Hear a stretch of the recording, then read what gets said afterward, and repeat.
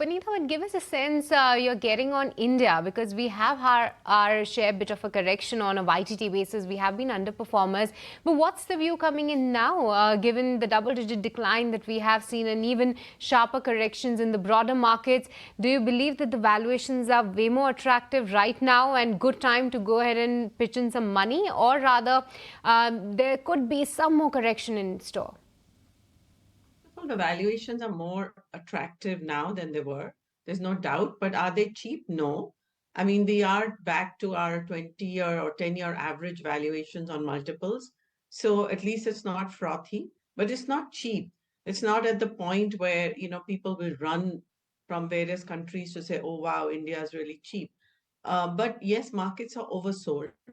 So could there be rallies? Yes, there could be short-term rallies, short-lived rallies until the new news flow comes and impacts and gives us a shock. So I expect a volatile year.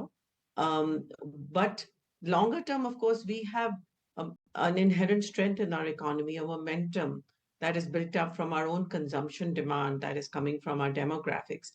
And that will keep us, cushioned from significant downsides. But yes, I think that domestic flows have also become weak.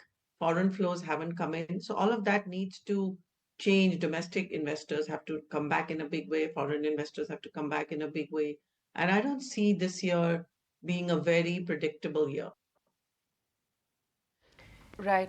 Oh yeah, absolutely. Too many moving parts there. But Punita, what will make the foreign investor come back? Because the FIRs and FPIs have eluded India for over a year now, so you can't really link it to only Trump, right?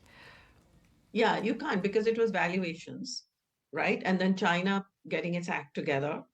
And therefore, the valuations in China and money shifting to China. Even if you look at right now, a lot of strategists and funds have been shifting money from India to China. And China, the trade has just begun.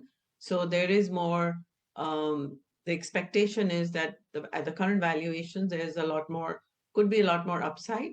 Now, what could also tilt back in India's favor is if the Trump tariffs and the China-US relationship deteriorates further, and the impact on China's companies and earnings are far more negative than anticipated, then yes, money would flow back from China to India. But at the moment, I think people think that there's enough cushion in China, and therefore there is still more money likely to go there.